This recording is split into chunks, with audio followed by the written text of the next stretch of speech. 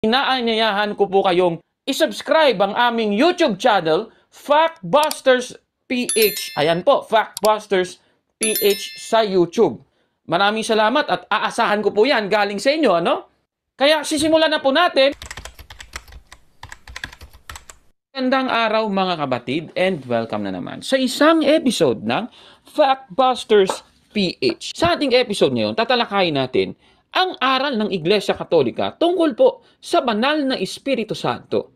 Alam talaga ng Iglesia Katolika na Diyos po ang banal na Espiritu Santo at mababasa natin yan sa Catechism of the Catholic Church, paragraph 703, ganito po ang sinasabi. Matuwid na ang Espiritu Santo ay maghari, magbabanal at magpabuhay sa sangkalikasan sapagkat siya'y Diyos na kaisa ng Ama at ng Anak. Klarong-klaro ng ating nabasang ito. Ang banal na Espiritu Santo ay Diyos ayon po sa ating katisismo. Ang tanong, paano naman kaya ang mga taga-iglesia ni Cristo ni Manalo? Naniniwala ba sila na Diyos ang banal na Espiritu Santo? Babasahin natin ang aklat na Fundamental Beliefs of the Iglesia ni Cristo Church of Christ ni Ranyo Manalo sa pahina 30. Ganito po ang mababasa. The Holy Spirit. Is the Holy Spirit God as taught by the Bible? No! Ayan. So, hindi pala sila naniniwala, mga kababayan.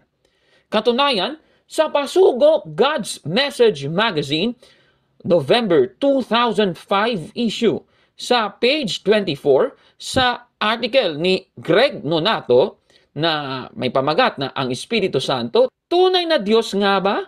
Babasahin po natin, ganito ang sabi. Hindi kailanman itinuro ng Panginoong Jesucristo maging ng kaniyang mga apostol na Diyos ang Espiritu Santo. Ang Espiritu Santo na di umano ay Diyos ay iba sa Espiritu Santo na ipinangaral ng mga apostol. Aba, grabe naman itong claim nilang iyan, mga kababayan. Sige, tingnan nga natin. Totoo ba kanilang sinasabi ito, mga kababayan? Suriin nga natin. Ayon po sa Biblia, Diyos ba ang banal na Espiritu Santo? Babasahin natin ang sagot sa Gawa, Kapitulo 5, versikulo 3 hanggang 4. Ganito po ang ating mababasa. Datapwat sinabi ni Pedro, Ananias, bakit pinuspos ni Satanas ang iyong puso upang magsinungaling sa Espiritu Santo at upang maglingid ng isang bahagi ng halaga ng lupa? Dito po sa ating nabasa, si Ananias ay sinasabing nagsinungaling daw sa Espiritu Santo. Ano ba itong Espiritu Santo? Ipagpapatuloy natin sa 4. Ganito po ang ating mababasa. Nang yaoy nananatili pa, hindi baga yaoy nanatiling iyong sarili, at nang maipagbili na, hindi baga nasa iyong ring kapangyarihan? Ano tinisip mo pa ang bagay na ito sa iyong puso? Hindi ka nagsinungaling sa mga tao, kundi sa Diyos. Klarong-klaro po ng ating nabasa. Hindi pala nagsinungaling sa mga tao, kundi sa Diyos si Ananias. Diba sa versikulo 3, nagsinungaling si Ananias daw sa banal na Espiritu Santo. Lumalabas, Diyos nga ang banal na Espiritu Santo, mga kababayan. Sa The Voice Bible ng Matthew chapter 28 verse 19, ang Espiritu Santo ay kabilang sa sinasabing Triune God. Ayan, nakikita nyo sa screen, mga kababayan. Diba? Kaya itong sinasabing ito na hindi daw aral ng mga apostol na Diyos ang banal na Espiritu Santo, nasa gawa po yun, mga kababayan, na Diyos ang banal na Espiritu Santo. Kaya, busted yan, mali yan. Nako, mali po talaga yan, mga kababayan. Kahit biblikal ang doktrinang Diyos ang banal na Espiritu Santo, paano kaya palulusutan ito ng mga taga-iglesia ni Cristo ni Manalo? Balikan natin yung ating binasang article sa Pasugo Magazine, November 2005 issue. Sa pahina 24, sa ganung pa ring article, ganito po ang ating mababasa. Ang katotohanang sinasabi ng Biblia. Tunay na Diyos nga ba ang Espiritu Santo? Gaya ng sinasabi ng maraming nagpapakilalang tagapagturo ng Biblia? Sa matandang tipan ay maraming beses na binanggit ang Espiritu Santo, ngunit minsan may walang binanggit na Diyos Espiritu Santo. ni tinawag man lamang ang Espiritu Santo na Diyos. Ito'y pinatunayan din ng paring Katoliko na si Joseph Pole. At nag-quote po siya ng The Divine Trinity sa page 109, na yung nakikita nyo sa screen ay yung isinali na nila kaagad sa Tagalog. At meron pong bahagi doon sa article na kinote talaga yung actual na quotation na ganito ang sabi. The name God applied to the Holy Ghost, although the Bible nowhere expressly calls the third person of the Blessed Trinity God. Isasalin natin sa Tagalog, ang bangalang Diyos kung iniuukol sa Espiritu Santo. Bagaman sa alinmang bahagi nito'y hindi tinatawag ng Biblia ang ikatlong persona ng pinagpalang Trinidad na Diyos. Yan po ang nababasa sa The Divine Trinity ni Reverend Monsignor Joseph Pole. Tanong, base ba sa aklat na ito, totoo ba na hindi mababasa sa Biblia na Diyos ang banal na Espiritu Santo at inamin pa daw ng isang aklat Katoliko? Suriin nga natin yan, mga kababayan. Hinanap po natin ang aklat The Divine Trinity, a Dogmatic Treatise ni Reverend Monsignor Joseph Pole. Yung ating ipapakita sa inyo ay may nihil obstat ni F.G. Holweck at imprimatur ni Johannes Glennon. Ito pong 1911 edition. Sa page 109, ito nakikita nyo sa screen ang actual quotation, mga kababayan. Pero kung titignan, ibababa pa, mga kababayan, ay halatang meron silang iniwasan. Eto, para mas maunawaan natin kung ano ang sinasabi ng aklat, ay ganito po ang ating mababasa. Uulitin ko lang, mula sa taas, ibababa natin. Ang bangalang Diyos kung iniuukol sa Espiritu Santo, bagaman sa alinmang bahagi niyo'y hindi tinatawag ng Biblia ang ikatlong persona ng pinagpalang Trinidad na Diyos. Ang pagtawag ay madalas na nakikita sa konteksto na kung saan ang Diyos ay lihitimo at pwedeng palitan ng Espiritu Santo. Klarong-klaro po ng ating nabasa. Katunayan, sa Bagong Tipan, nakikita nyo sa screen, kung ibababa mo pa, klarong-klaro, mga kababayan, na kinote po ang ating binasang talata kanina, Gawa 5, 3 hanggang 4, mga kababayan. Klarong-klaro naman.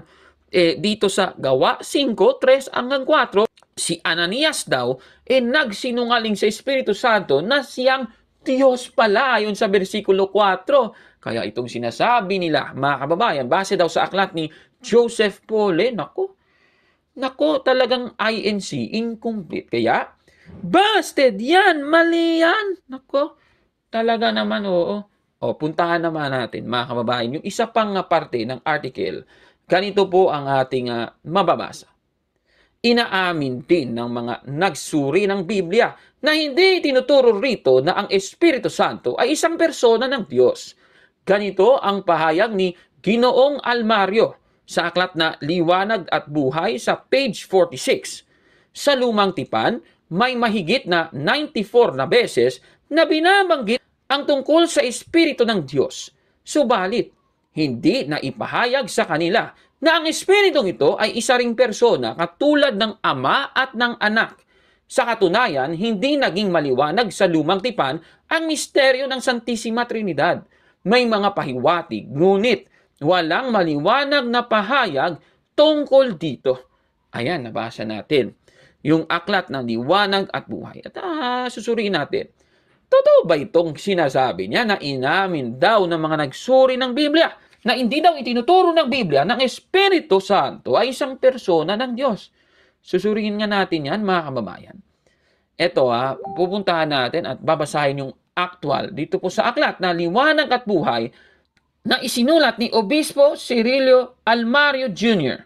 Ito po ay may nihil obstat ni Honesto Agustin at imprimatur ni Deogracias Iniguez, Obispo ng Malolos, Bulacan, 1989 edition, sa page 46. Ayan, nakikita nyo sa screen. Yan nga ang nakalagay talaga, mga kababayan.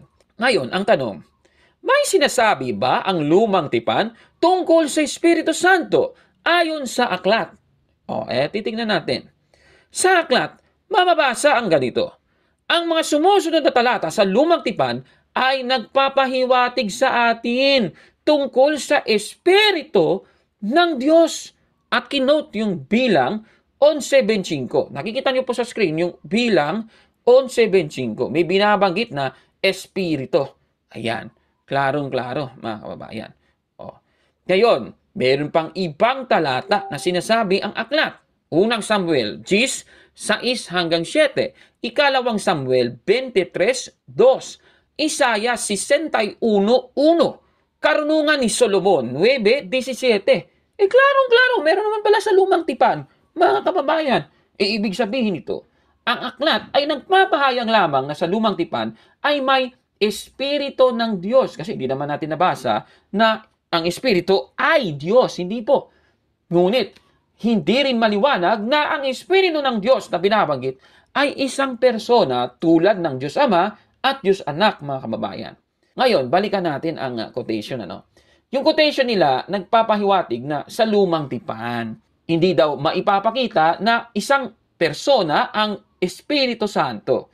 Pero alam nyo, yung kaniyang sinasabi sa buong Biblia daw, inaamin daw ng mga nagsuri ng Biblia na ang Biblia mismo, hindi daw itinuturo ng Espiritu Santo ay isang persona ng Diyos. Naku naman, mukhang palpak.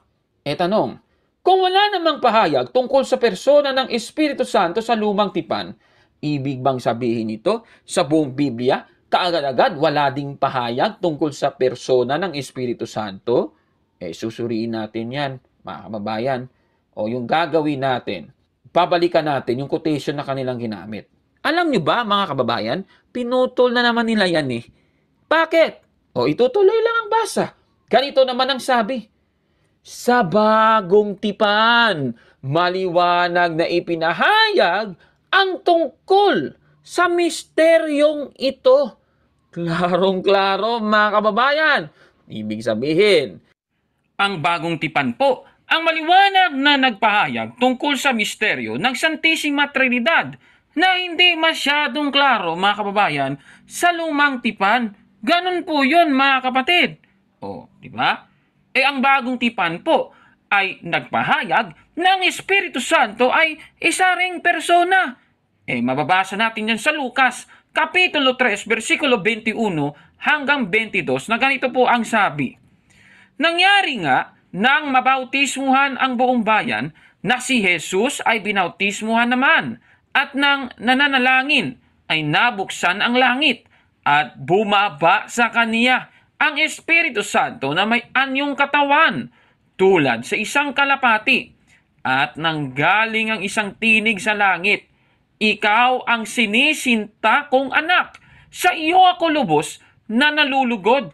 Klarong-klaro po dito. May binabanggit na tatlong persona. Una, ang ating Panginoong Jesucristo na nabautismuhan. Pangalawa po, ang isang tinig na nagmula sa langit, syempre yung Diyos Ama yun, at ang Espiritu Santo na may anyong katawan tulad sa isang kalapati. Klarong-klaro, meron talaga sa Bagong Tipan, mga kababayan. Sa ikalawang Korinto 13:14, ganito po ang sabi.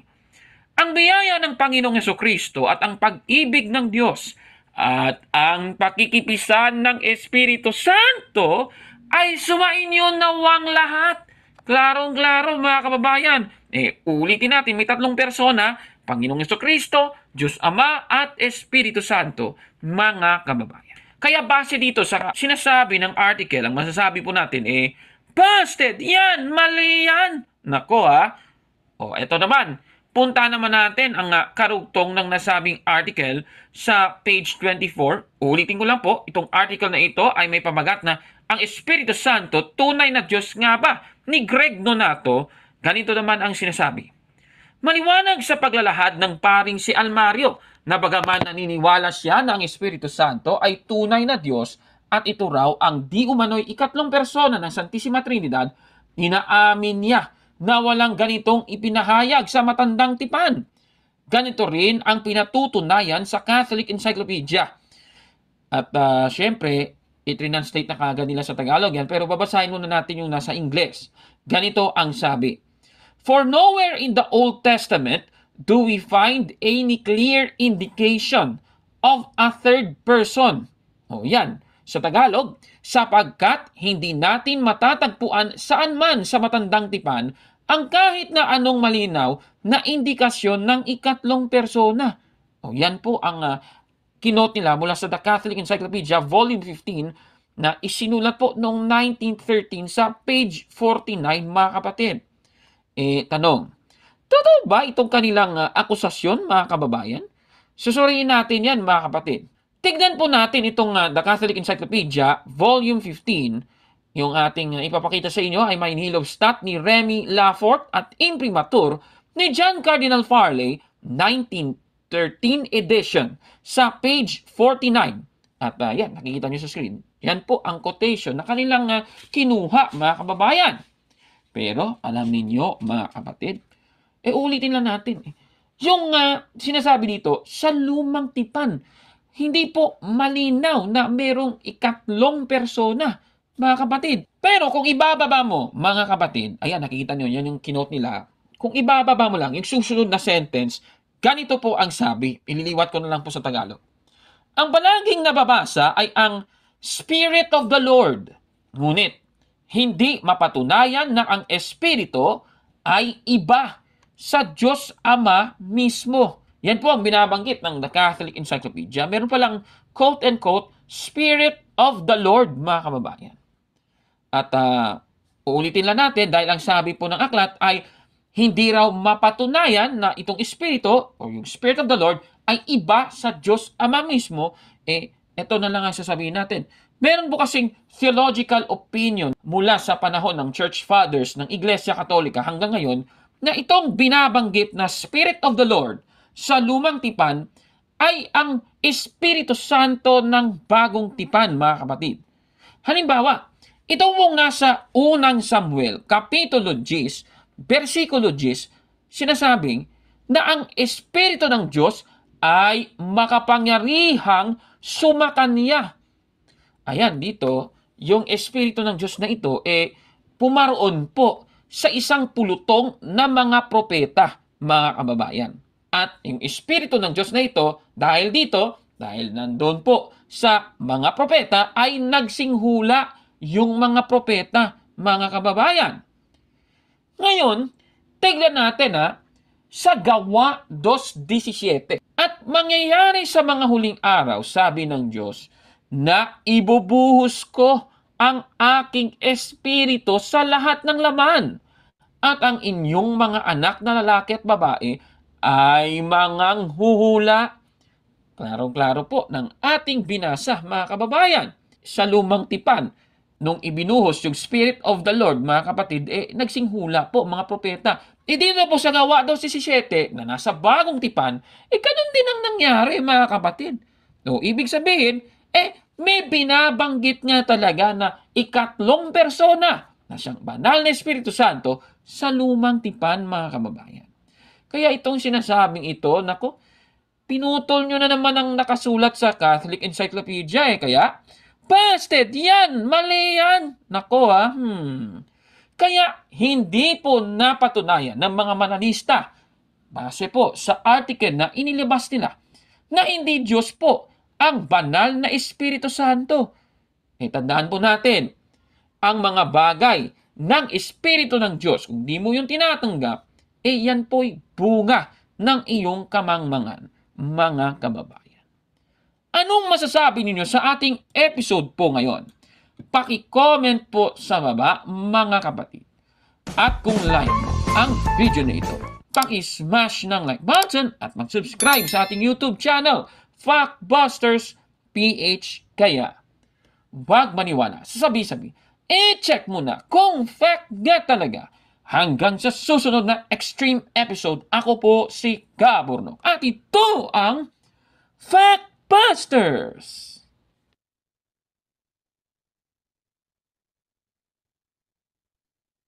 Ayun, taga ko nakapag-response. Okay, so atin nang ibigay sa ating tanungan portion, no? Sa lahat ng mga nandito. Pero, wait lang ha. May double check muna ako para for clarification lang. Andyan ba si Brother Wendell Talibong? Brother Wendell, good evening. Rick, hindi pala siya co-host. Okay. Brother Wendell Talibong, good evening. Good evening, Brad Jando. Good evening sa lahat ating mga kapatid na sumusubaybay sa ating live streaming. At congratulations ni Mr. and Mrs. Dennis Oberio, Mr. Oy. Curious Catholic, na tumanggap sa sakramento ng matrimonyo. Congratulations. Okay, congratulations din kay Kaburnok. Ay, Kaburnok. Kay kay Brother Dance and si Kaburnok pala nag-face reveal na pala si Kaburnok. Buti naisip ni Kaburnok 'yon. Sana hindi siya mapag-initan ano. Na ngayon nailantad na ang mukha ni Kaburnok. Okay, so move naman tayo ngayon sa ating tanungan portion at yung unahin dito si wait lang, meron palang papatawag pala sa akin. Nakalimutan ko tuloy si yung wait lang ha. Sino yung tumawag sa akin? Ito ba 'yon? 7552 ba 'yon? Teka ha. 96 hindi. Sa yung yung tumawag ngayon lang. Okay. Kalimutan ko na wala. Teka, saan mo kumol yun? Sa kwan ba yun? Sa Philippines, Monday, Joseph, wait lang. Saan mo kumontak yun? Kung sino man yung tumawag sa akin kanina, tatanong po tungkol sa Rosario, please po, mag-chat kayo sa akin sa WhatsApp para malaman ko sino nga yun kasi hindi ko na matrace kung sino yun. Wala naman sa aking call dito. Noela, Miss Cotto Noela, 3361. Si Rosel Silva, ano pa to eh. Sa yung pet sa 9 pa ito. May tumawag kanina sa WhatsApp na ano ko lang. Pakiano lang yun ha kung sino yon kanina. Okay, so dito na lang tayo. Wala akin na lang balikan si si ah sino yon? Pwede magtanong bro Jando si 8146. Pwede ba daw siya magtanong? Ito muna unahin ko. Hello, wait lang. Ating patabi ko muna itong plato ko. Okay, hello? So siya magtanong, ito muna unahin ko. Malakas po yung mo, yung TV mo, TV ba yan? Speaker, lakas. Okay, hello? Hello. Hello? Wag ka mag-mute, bro. Wag ka mag-mute, bro. Hindi kita marinig, nag-mute ka. Wait lang ha. Hindi pala ako marinig pala. Hello? Yan. Narinig na ako? Hello? Bro, wag ka mag-mute, bro. Hindi kita marinig, bro. Nag-mute siya. Hello? Hello. Hello. Hello. Narinig mo ako, hindi? Narinig. Okay, go ahead na. Pwede magtanong regarding sa sa pag-blessing. Kasi na-bless na yung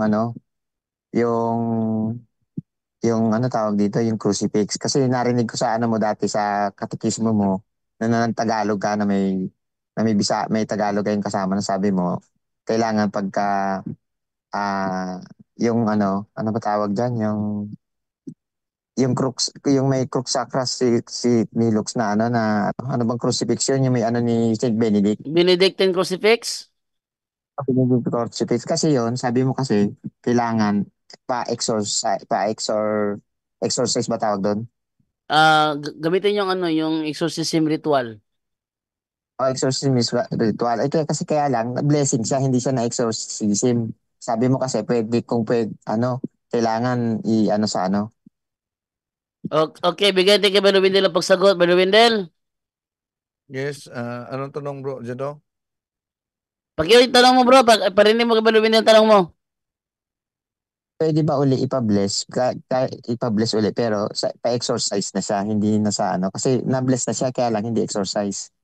Oo, pwede. Maaari yun na ipa-bless dahil yung na-bless siya gamit yung blessing ng para sa mga religious items, yung general form of blessing, na-bless siya.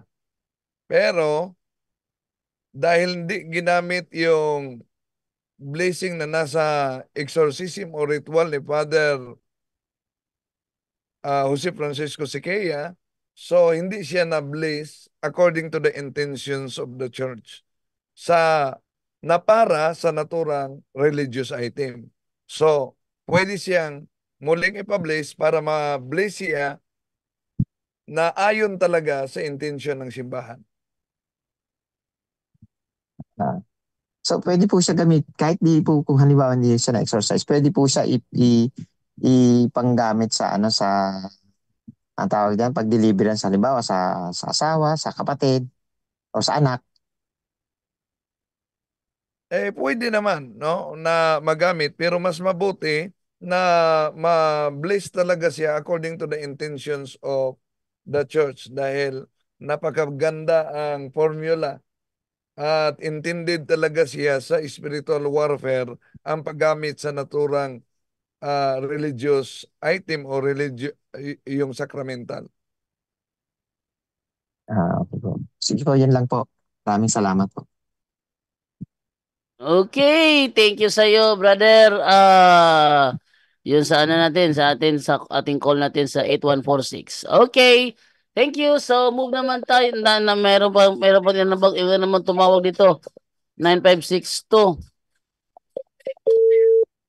Wait lang. Hello. Hello Brad, may gabi. Oh, may gabi, bro. Kanang wala naman ako nakadisturbo, pwede na ako mo insert? Ikaw to kanina? Oo. Sige, Tagalogin mo, bro, para maintindihan ng mga nanonood. Go ahead. Ah, sige sige. Kanang may nabili kasi akong rosaryo online, Ah, Saint Benedict, Benedictum. ah. Ang problema lang dito, Brad, sobra siya ng isang bed pagdating sa third mystery, naging 11. Uy, ano yan, Napablisan Rosary? na namin to. Ano yan, Rosary? Ha? Oo, Rosary? rosary. Oo. Benedictine Rosary? Oo. Brother Windel, pakisagot tanong niya, meron Benedictine Rosary tapos na sobrahan yung beads. Una, merong hindi naman yan sinadya. Meron talagang mga ganyan na sobra, meron ding kulang. So, di yan sinadya at pwede naman niyang gamitin. At di naman tayo magiging alkanse kahit padagdagan natin ang ating prayer. So, di yan sinadya. Meron talagang mga ganyan na may nagkulang, may nasobrahan. Yan, bro. So okay lang na gamitin to kasi na-bless naman to napablisan na namin to. Okay, okay. Okay gamitin yan. Okay. Kasi nangangamba kasi ako baka baka may masama bang may dulot o ano. Kaya nagtanong ako. Baka occultism, ano? Oo, yun. Okay daw, sabi ni Brother Windel, okay. Sige bro, salamat at nasagot yung tanong ko. Maraming salamat at magandang gabi. Okay, thank you sa iyo, brother. 9562. Okay, sumunod tayo sa Zoom naman tayo ngayon. Dito tayo kay Banggis Reynan. Banggis Reynan, good evening. Yes, good evening bro. Jando, good evening bro. Windel sa lahat. Narinig ko bro. Narinig ko, bro. Go ahead. Ano lang to, clarification lang sa narinig ko kay Tracy Sale. Sabi niya kasi, ang kaligtasan daw, maniwala ka lang na si Kristo pinako, namatay, libing, at saka nabuhay. So umakyat. Paniwalaan mo daw lang yun. Basa niya litra po litra, ligtas ka na. At isa pa, Sabi niya, ang totoong ligtas yung nagbago ang buhay. Saka yung naniwala sa Diyos. Yun lang. Okay, so ate pasagot yan kay Brother Aljan. Aljan? Brother Aljan! Tan. Wala si Brother Aljan. Dito tayo kay ano, kay Brother Tata. Brata! Brother Tata! Yes, kakarating lang. Galing sa paralan, eskwelahan. Para lang Aking pala anak. siya galing. So, Yun. bago natin sagutin, shout out pala ni Cynthia. Nagtanong siya sa atin. Cynthia Kawashima sa Japan. So, at sa lahat ng mga taga Luzon, ha? And taga Subarde sa punto por punto. So, ang tanong, uh, Brother Jando, panampalataya lamang, lagkas na. Yung, Pakiulit bro, pakiulit Brother Banggis yung tanong mo. Ano, clarification lang sa narinig ko kay Percy Sally ba? Ano, Princess ah, Sally? ang totoong ligtas daw, maniwala ka na si Kristo namatay, pinako sa cross at saka nabuhay. Yun lang. Yun na. Tapos, ano, ang totoong ligtas, yung nagbago ang buhay, nagpakabait, tapos ligtas na. Yan lang bro, clarification lang. okay, so maraming salamat. Yun ang claim ng mga kapatid nating mga born again. Naniwala lang kayo na si Kristo ay napako sa krus at namatay at ligtas na. So, kung ganon, hindi na kailangan membro ng simbahan, di ba? Wala nang Yes, reliyon. yes, yun ang punto niya. Useless yung sakramentong tatag kung ganon. Pagkabasa lang sa Episodio 8, Tito 3:5, tapos nang nakabasa, ligtas na. So, pwede nang wala ng bautismo. Di ba? Mawala ang bisang sakramentong tinatangin ang ating Panginoon. So, yon ang claim. Kung ganon, maniniwala lang kayo ng Diyos, mas mag-claim pa ang demonyo, Brother Banggis Rina, na ang demonyo maligtas pa rin. Maligtas din, gano'n naman. Bakit? Ano ba naman? Bakit? Sa Santiago 2:19, ang demonyo naniwala ng Diyos, nanginginig pa sa takot. So, kung tutusin, mas lamang pa ang demonyo ng panampalataya kumpara sa mga born again. Dahil ang born again, naniwala ng Diyos, hindi naman nanginginig sa takot. Ang demonyo nanginig sa takot na naniwala ng Diyos. Ang tanong, maligtas ba ang demonyo? Hindi, dahil walang gawa. So, yung kiniklaim nila na walang ligtas na napatapak ko si Kristo sa cross, yun ang redemption. Pero huwag natin kalimutan nga tapos si Kristo namatay sa cross at muling nabuhay, nagtatag siya ng mga sakramento. Ayon sa Marcos 16:15-16, Mateo 28:19 hanggang 20, ang samampalataya at magpabautis maliligtas. So, yun So, ipabasa lang sa kanya, brother. Makibasa yung 1 John chapter 1, verses 7 up to 9. Dahil yung sa 7, ang dugo ni Kristo po sa cross ang naglilinis at lahat nating kasalanan. So ligtas na. Dahil tapos na si Kristo naman sa cross, nililinis niya ang lahat ng nating kasalanan. Ang tanong, sa talata 8, 7 yun Talata 8, ipareconcile nila yon. Talata 8, nagsabi diyan, kung ang isang tao mag-claim sa kanang sarili na siya ay walang kasalanan, ay isang sinungaling. Anong talata So, yan, bro? Unang Juan, 1:7 hanggang 9.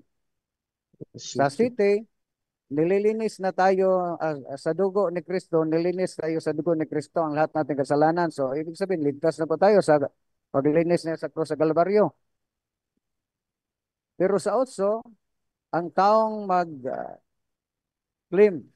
sa kanyang sarili na walang kasalanan, siya ay isang sinungaling.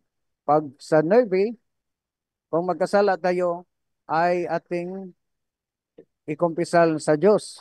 So, bakit naligtas na tayo? Bakit mayroon pang kasalanan? Kung magsabi tayong wala tayong kasalanan, ay sinungaling tayo. So, yun ang redemption.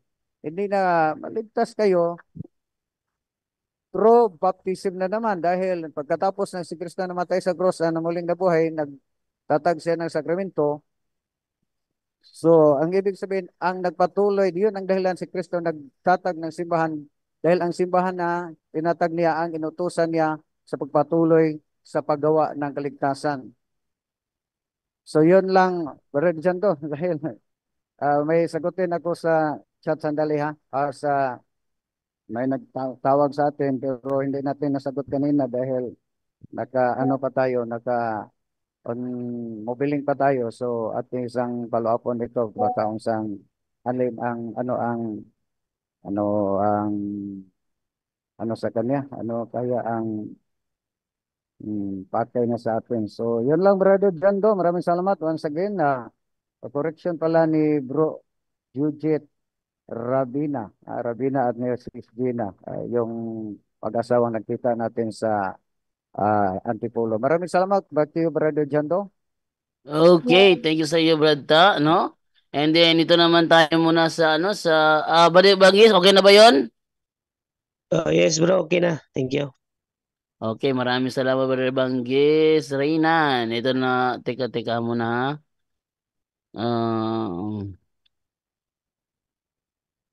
Oo, tapos mag-explain para kay Think Everyday about sa Holy Trinity. Mag-ano daw siya? Magtatanong daw siya, no? Okay, ate, papasukin mo na to sa 2806. 2806.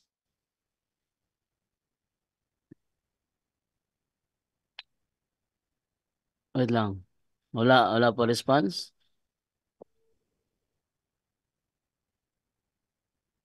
Wala. Tatlong ring. Ayun. Hello, bro. Hello. Naririnig ako, bro. Hello, bro. Hello. Naririnig ako? Hindi kita marinig, bro. Naririnig ako dyan? Hello. Hello, bro. Hindi ate tayo magkarinigan. Hindi kita marinig. Maririnig ka dito sa amin, bro. Naririnig ka sa amin. So 2806, naririnig mo ko, hindi. Ay, hindi niya ako marinig. Hindi siya nagre-response. Okay, so buta na lang tayo dito kay Rowen na lang. Rowen from Zoom. Good evening. Good evening po, Brother Jando. Good evening sa mga staff ng Punto por Punto. Yes, hello bro. Good evening, bro. Magtanong lang sana ako, bro, about confession. Okay, go ahead. Sa confession, paano po yun, bro, pag halimbawa matanda na yung mag-confession ba? Tapos bingi. Paano yun yung sistema? Kasi yung father, magbibigay din naman yan siya ng instruction niya. Sasabihin niya kung paano ba, ganon, saka yung mga prayer, kung anong mga prayer yung gagamitin. Paano yun pag matanda na at saka bingi po? Matanda na tapos bingi at ibigay kay Brother Angel yan. Brother Angel, what if matanda na tapos bingi? Matanda na kaso at bingi pa, no? So tandaan po natin lahat naman, if there's a will, there's a way, no? So pwede namang kapag ganyan kasi pwedeng kung nakakapagsalita naman siya, sabihin niya sa pari. At ang pari naman, kahit nga parang walang pinagkaiba yan dun sa mga nangungumpisal na sa ibang bansa, no? So ibang nasyon, minsan English speaking siya pero hirap na hirap ang mga kapwa Pilipino natin magkumpisal. So magsabi kung ano yung dapat nilang gusto nang sabihin. So usually ang ginagawa diyan kasi katulad na nangyari nga sa akin, no, hindi siya marunong masyadong umenglish yung Hapon na bishop na pinagkumpisalan ko. Ang ginawa ko, sabi niya, "Skoshi dake." So konti lang ako marunong mag-English, sabi niya gano'n. So pero tinuloy niya. No? Anong ginawa? Yung isang word lang ang sinabi niya, sabi niya, okay, kumanon lang, in the name of the Father. Yun lang alam niya, in the name of the Father, of the Son, of the Holy Spirit. Okay, sabi niya, gumanon lang, okay lang. Tapos sinabi ko na, Father, forgive me, because inano ko na yun, in English ko lahat. Tango lang siya ng tango, at maya-maya, hindi niya naintindihan yun, ha? So parang ganun din, yung bingi, yung ano. So, hindi niya naintindihan yun, pero tumatango lang. At later on, alam mo lang ang ginawa niya. Hindi naman talaga yung tamang ano yun, pero bishop yan, ha. Later on, nung sinabi kong that's all, Father, ang ginawa niya, okay, sabi niya, I forgive you. Yun, alam niya yun, yung salitang yun. In the name of the Father, of the Son, of the Holy Spirit. Ganun lang. Walang penance, walang advice, no? Ano ba ibig ko sabihin dito, no? So kapag ganyan, sa lahat mo nakikinig ngayon, sabihin niyo yung sitwasyon kay Father, no? Ba, o kaya may kikilala siya, sabihin niyo yung sitwasyon. And then si Father, ganun sila, hindi nila kailangan importante din yung absolution, no? Importante yung presence niya, no? Kailangan para maging kompleto ang sakramento, kailangan natin ministers, yung form matters at yung intention. Dapat din yung intention nung nangungumpisal ay sincero. Pwede naman niya yan, no? Pwede niya isulat, no? Kung ano man, bago mag-umpisa, sabihin niya kay Father through letter, no? Or kung may kasama siya, explain ng kasama. No, ang importante, no, ngayon naman kung may sakit 'yon, anointing of the sick, spirit of the sick. Yung anointing of the sick, nagfo-forgive yung pari doon, kapatid. Wala, kahit hindi na nakakapagsalita. Siya, kung bingi pa lang siya, nakakapagsalita naman, lalong may paraan. Una, pwedeng kausapin nung kasama niya si Father, sa umpisa, ito yung sitwasyon, Father. Parang kami, inumpisa namin yung Bishop, okay, can we confess? And, can you, so sa ano, inano namin ng English, can you speak English? So, do you understand English? Naintindihan yung sinabi ko, pero sabi niya, konti lang, konti lang. Pero nag-proceed siya. Okay, come, sabi niya. In other words, hindi naman siya na problema doon. Walang problema doon. Ang importante, yung sincerity niya. Kausapin niyo muna si Father, kagaya ng ginawa ko. Kausapin niyo si Father, tapos sabihin niyo yung sitwasyon.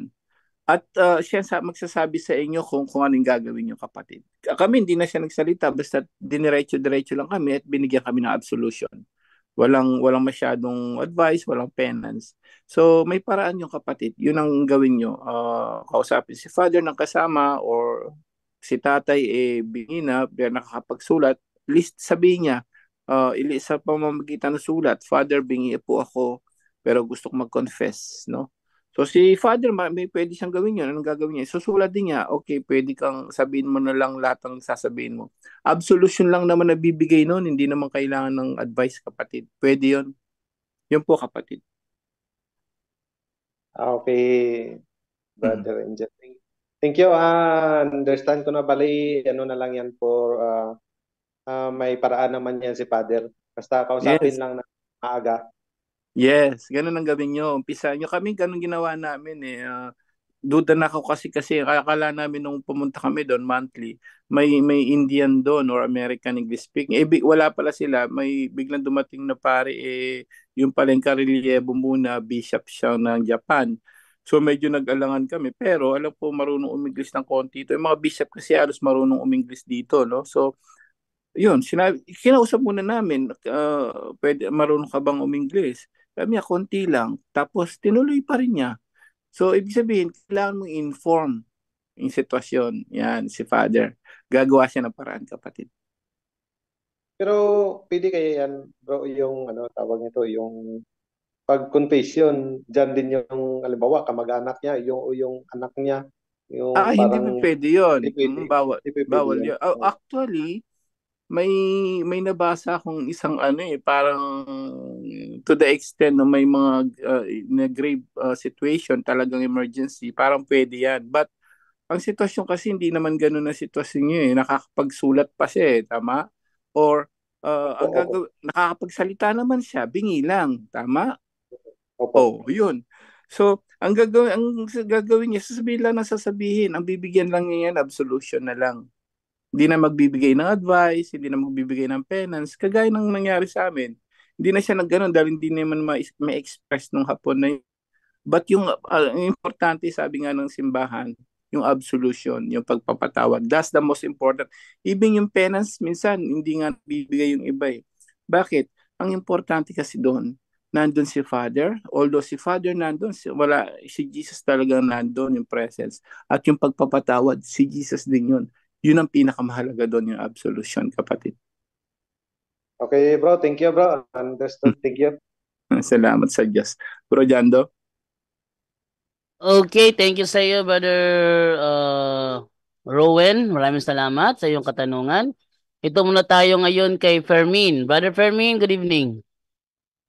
Unmute, bro. Hi, hello po. Good evening. Yes. Hello, good evening, bro. Okay. Good evening po. May tanong lang po ako.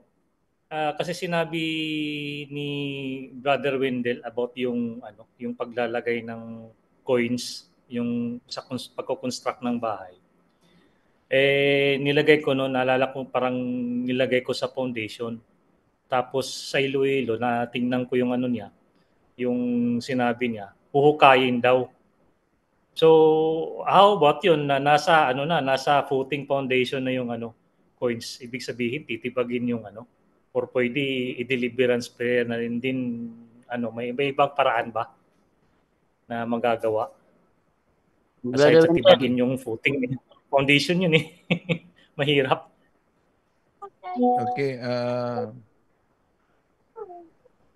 Okay, salamat sa katanungan. Batay talaga sa pahayag ni Monsignor, ni Bishop, no? Isang aktibong exorcist. Sabi niya, Bishop Marvin Masida, na pag ang isang bahay talaga ay nilibingan ng barya, unang dapat gawin, kailangan talagang hukayin yung mga barya kung saan na ilibing. Yun ang unang paraan. Bakit kailangan hukayin? Na halimbawa, dahil idolatry kasi yan. At kung tingnan natin ang Ikalawang Hari, Kapitulo 23, versikulo 15 hanggang 17, lahat na mga idolatry ay sinunog, winasak, giniba. Kaya ayon kay Monsignor Bishop Marvin Masida, kailangan talaga umanong hukayin. At di lang sapat na mahukay, dapat siyang pukpukin. Bakit daw dapat pukpukin at gibain? Dahil yun ang kasunduan. Yun umano ang testamento na kahit hindi alam ng karamihan, ang paglagay na yan ay pakipagsundo na ang naturang bahay ay isa ilalim. Kahit hindi niya alam yan na intensyon, isa ilalim sa proteksyon ng mga fallen angels. Bakit? Ang paglagay lang ng mga barya, superstitious beliefs na yan. At sa Catechism of the Catholic Church, 2138, superstition is a total departure of the worship that we give to the true God. So, anong sabi ni Bishop Marvin Masina? Walang ibang paraan. Hukayin, pukpukin, gibain. Pagkatapos niyan, meron kang mga bahay na simentado na. Pinahukay talaga niya. At nang nahukay, nagtaka umano yung naghukay na nagmula mismo sa semento ang daming mga langaw na lumabas galing sa mga barya na inilibing. Nagtaka sila. So, matapos hinukay, break the consecration, break the unholy ties, pinukpok, saka dineliverance ang bahay, break the consecration sa bahay, dineliverance ang bahay, pagkatapos, saka isunod yung blessing. Wendell, may tanong kasi, what if daw sa ano lang yun, sa jurisdiction lang daw yun ni Bishop Maceda, how about sa ibang lugar, ganun pa rin ba? Hindi lang yan sa jurisdiction ni Bishop Masida, yun talaga ang paraan. May proper protocol sa pag-dispose sa mga occult paraphernalias. Alam natin sa Acts chapter 19:18, di po ba, yung mga anting-anting, yung mga superstitious beliefs na mga tinatawag na objects. Anong ginawa ng mga apostles? Sinunog yun, winasak yun. Yun talaga ang protocol noon pa man na dapat wasakin. Meron akong bago lang winasak diyan sa Iloilo. Nung nagpunta ko sa Iloilo, mga mamahalin po mga occult object. Pakita natin sa susunod yung mga seremonya sa pagwasak. Okay.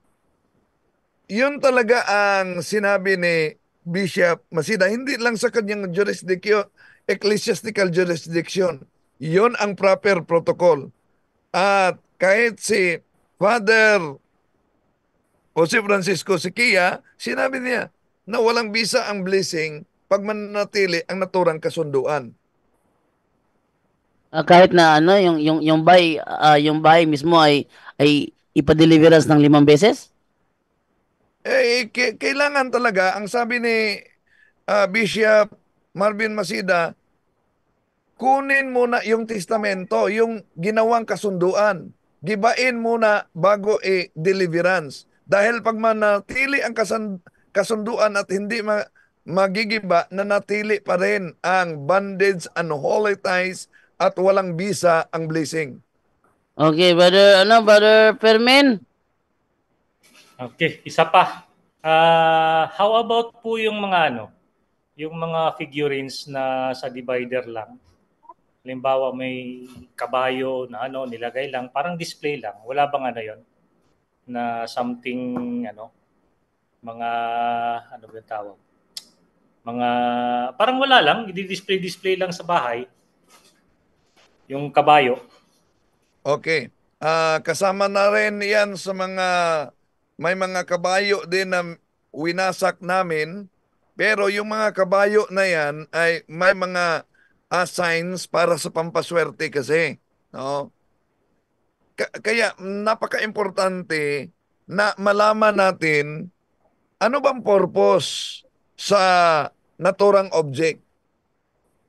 Ang purpose ba ng naturang object ay hindi sa bumili ang purpose sa gumagawa.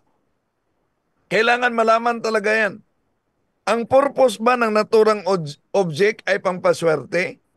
Kung ang naggawa sa naturang object, ang purpose niya ay pampaswerte, at binili yan ng nakagusto, ang purpose niya ay decoration.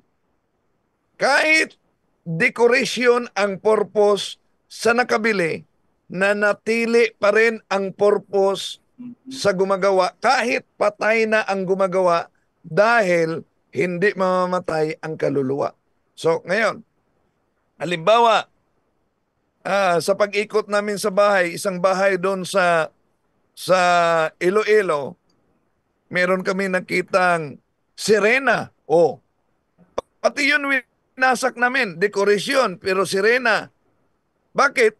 Dahil elemental kasi yan, fallen angel. May nakita kaming figurine na may pakpak na parang paro-paro. Yon, winasak din namin. Bakit? Dahil ang naturang object ay elemental yon. Kung elemental, territorial in nature, fallen angel. May mga winasak kaming napakamahal. Jid talaga yon. Napakamahal na Buddha. Jid na Buddha. Winasak namin. Oh. Kahit ang purpose ng may-ari na mabili ay pang-decoration dahil nagandahan siya sa jade na Buddha, winasak talaga namin. At kaya, napaka-importante na malaman natin yung mga binibili natin, ano ba ang purpose? Ito ba'y pampaswerte? Occult ba ito ng galing? O pan-decoration lang ba? Okay. So, parang sige, salamat po. Yun lang siguro. Ay, ano na lang. Paano, dadasalan yun? Tapos, pagkatapos ng parang deliverance, babasagin? Or pwede nang diretsong basagin kagad? Mas mabuti siguro, kapatid, kung ganon, ang suggest ko, dapat pari ang gumagawa o exorcist dahil train sila. Bakit? Meron kasing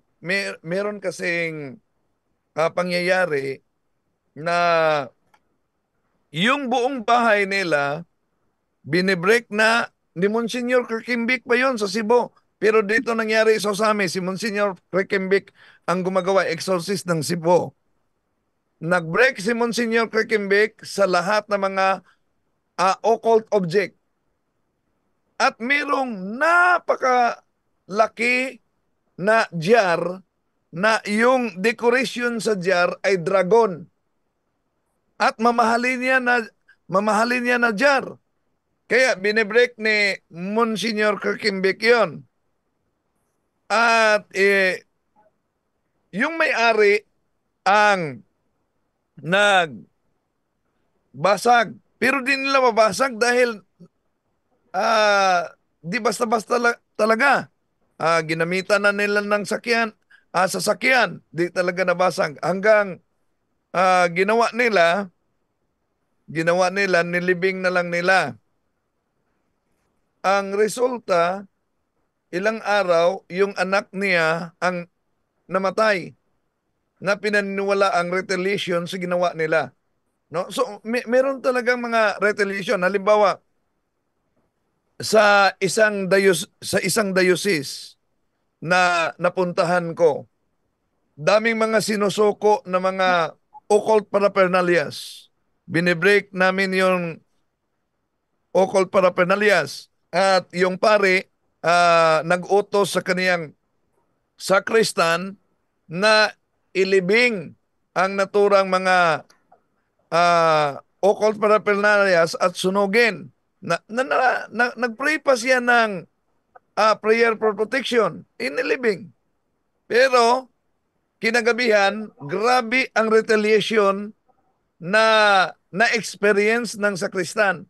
Kaya mga 11:00 ng gabi, nag-deliverance pa kami sa sakristan na naglibing mismo sa occult object. Kaya di basta-basta kahit occult object, meron talagang kumakapit at may retaliation yan. Kaya payo ko sa mga ganyan, di basta-basta na may kopya ka sa aklat ni Father Sikia, gagawin mo na, no? Dapat sumanggunay na lang muna sa exorcist. Okay, salamat po. Yun lang. Okay, thank you sa iyo, Brother Fermin. So, Bro Jando, yes. may isang tanong lang dito, bro. Sagot natin kay Bro Wendell. Tanong dito, Bro Wendell, sabi niya, galing kay Sister Maureen Kino. Bro Jando, ask ko lang, di ba may seal of confession ang mga pari? If ever po na mag-confess sa kanya ang kriminal, and through that priest, sana pwede siyang mahuli. Ang tanong, may exemption ba ang seal of confession, Bro Wendell? Ibig sabihin, parang pwede bang ikanta ng pari yung kriminal na nag-confess sa kanya, Bro Wendell? Ay, di pwede. No? Alam nyo, may santo tayo na nakaganon ang imahe niya. Bakit nakaganon? Dahil pinipersecute siya, pinatay siya dahil sa seal of confession. Gustong malaman ng mga nasa gobyerno kung ano talagang ikinumpisal niya. Pero di niya sinabi yan at nagpakamatay siya para mananatiling maprotektahan ang seal of confession. Maraming salamat, Bro Wendell. Go back to you, Bro Jando. Okay, so yun. And then natin namang ano muna ngayon sa WhatsApp muna bago babalik sa Zoom kasi merong tatanong dito. Okay, ito muna papasokin muna natin to. Wait lang. Hindi ko siya ma-call. Hindi ko siya ma-call ano. Okay, hindi kita ma-call, bro. Wala hindi kita ma-call. Ba't hindi ko siya ma-call? Try natin dito ano. Hindi ko siya ma-call. Okay, di siya pwede. So, dito lang ako sa isa na lang na magpapatawag, si Brother Marvin Gulan. Okay, Marvin Gulan muna tayo. Oh, di ko rin siya matawagan. Ano kaya nangyari kaya dito sa ano? Ay, may hindi ko sila matawagan. Okay, dahil hindi ko matawagan, try natin dito sa kabila. Meron namang button. Ano kaya, wait lang ha. X ko muna yung ating WhatsApp natin. Meron pala nasa linya pala. Kaya pala. Hello, good evening. Good evening po. Kaya pala hindi ko matawagan yung iba. Meron pala sa linya. Okay, good evening bro. Good evening po sa inyo lahat. Tatanong ko lang po sa inyo, kay Brother Wendell. Ano po, yung lumipat kami ng bahay, yung anak ko, malit pa noon, sabi sa akin nung Chinese, palakarin mo anak mo, pagbukas mo ng pinto, kung natakot siya, may masama ano. Kaya masama po ba yun? Kailangan po bang i-confess po yun o ano? Okay, taga saan ka bro? Taga saan?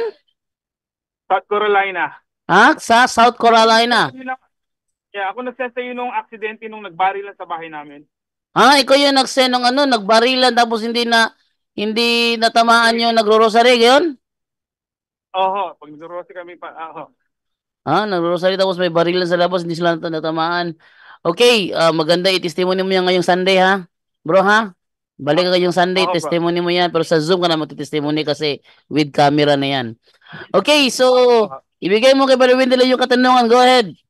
Okay, bago diyan, ang santo, isa sa mga santo na nagpakamatay, martir, para maprotektahan ang seal of confession, isa na si Saint John Nepomuceno, Saint John Nepomuceno, at si Saint John Mateo Correa Magallanes. So, ilan lang yan. Okay. Superstitious beliefs yan, kapatid. Dahil doon kayo naniniwala at bawal, kailangan talaga may kumpisal. Dapat tayo maniwala sa deception ng demonyo na wala namang mawala kung maniniwala tayo nito. Basta superstitious beliefs, lahat ay nawala dahil sa Catechism of the Catholic Church 21:38, superstition is a total departure of the worship that we give to the true God. Ano po ba dapat ang paniniwalaan natin? Meron tayong 12 articles of Christian faith. I believe in God the Father Almighty. Yun ang ating pananampalataya. Huwag na nating dagdagan ng superstitious beliefs. Pwedeng ikumpisal, pwede at pwedeng i-renounce. Opo, okay, thank you po.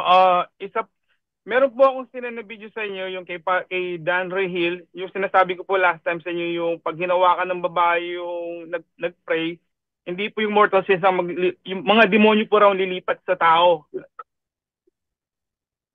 Okay, and then? Yun po ang sabi niya. Kaya po pag daw merong group na nagpipray sa kanya, pwede po namin hawakan. Ayaw po niya kasi nga yun po daw yung mga sa kanila na merong silang kung hindi niya kilala, mga demonyo po raw, pupunta raw sa kanya. Yung si Father Rahil, Dan Rahil po. Gusto ko lang po malaman kung totoo po ba yun.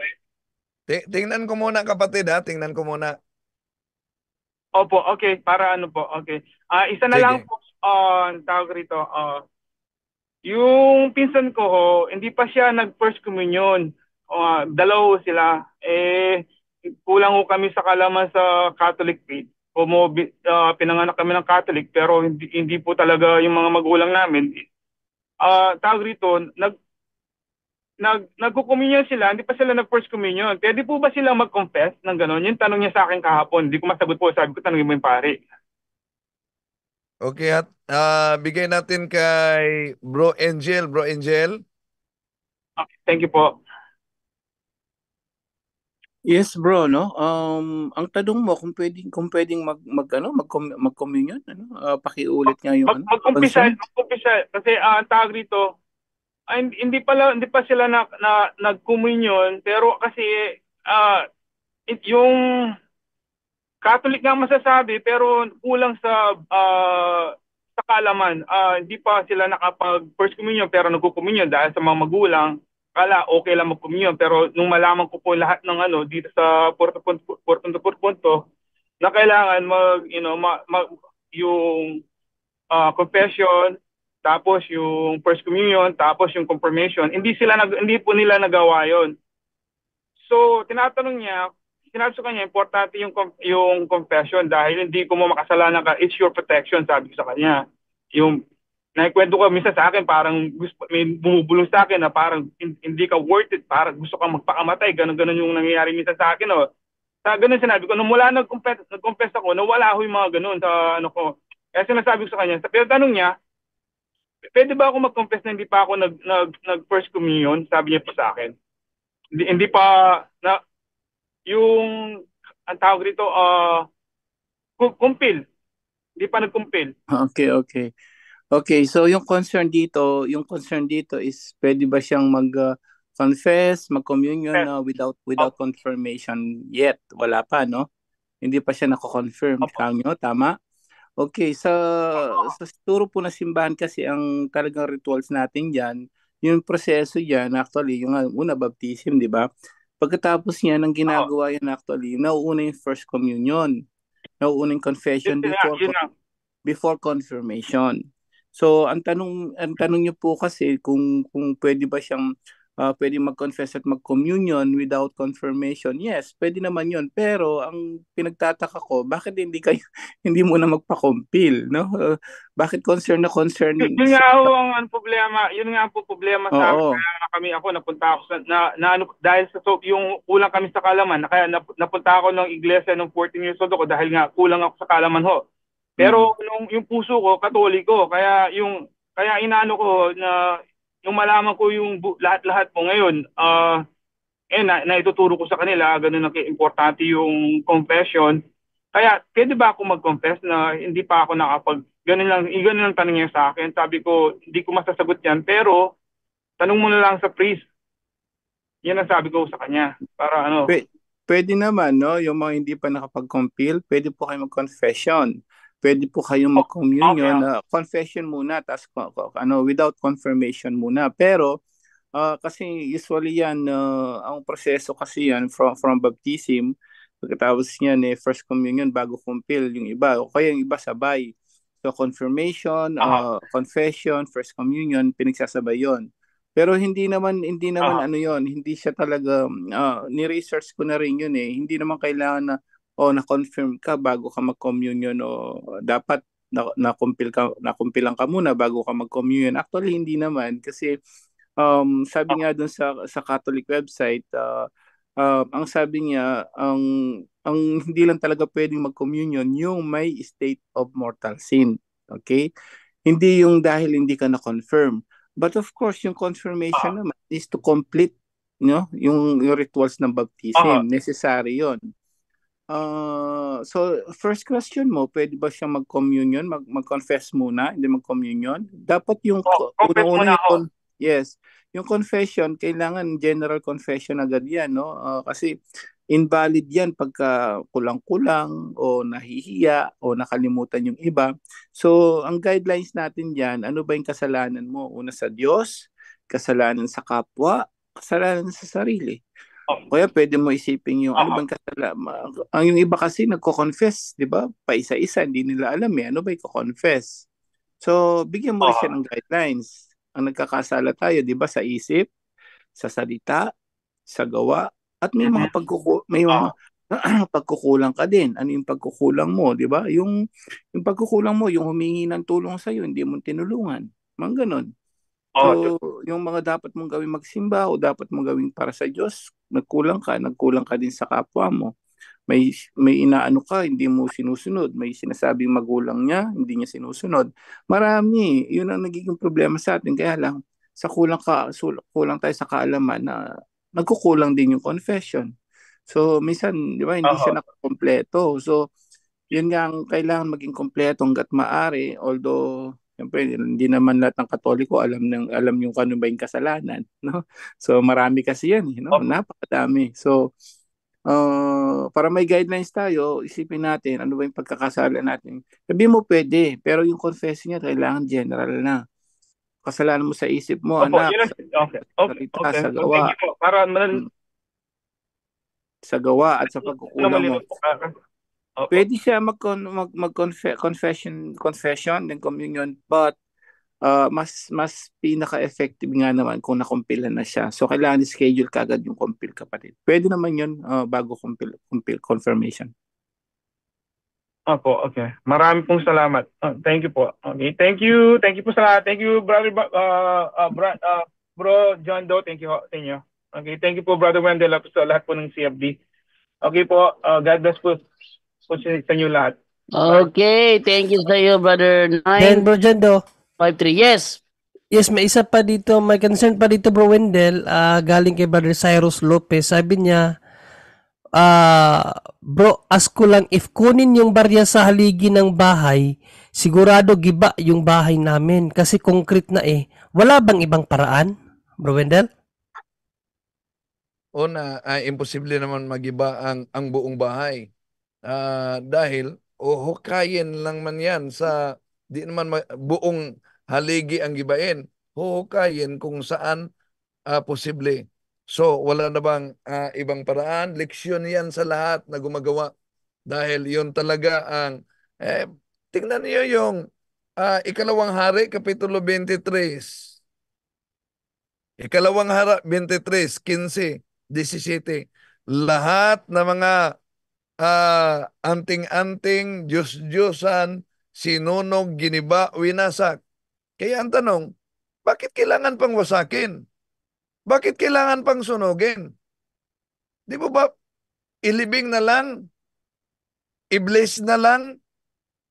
Bakit kailangan wasakin? Dahil yun talaga ang paraan na gibain yung nagiging kasunduan sa mga fallen angels. So, di naman basta-bastang magiba yon. Kung hukayin lang, saan posible manantili pa yung buong haligi. Hukayin saan posible na ilagay. At may nagtanong, may nag-comment dito kaugnay sa seal of confession, nagkakalat na naman ito ng fake news. Sabi sa kanya, doon umano sa kanila, may nangungumpisal sa pare at sinapal umano ng pare at pinakulong. Kung totoo man yan na may ganon, yung pare na yan matagal nang natanggal sa pagkapare. Bro John Ray? Maraming salamat, Bro Wendell.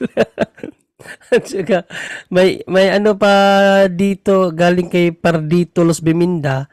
Tanong ko po, ano po ang ibig sabihin kung bakit ako'y nakakapulot ng pera pero hindi ko ginamit at inoffer ko po sa simbahan lahat? Tulad po, nagdaang pulot ko $80 Hong Kong o 80 Hong Kong dollars at kahapon man 40 Hong Kong dollars. Bro Angel.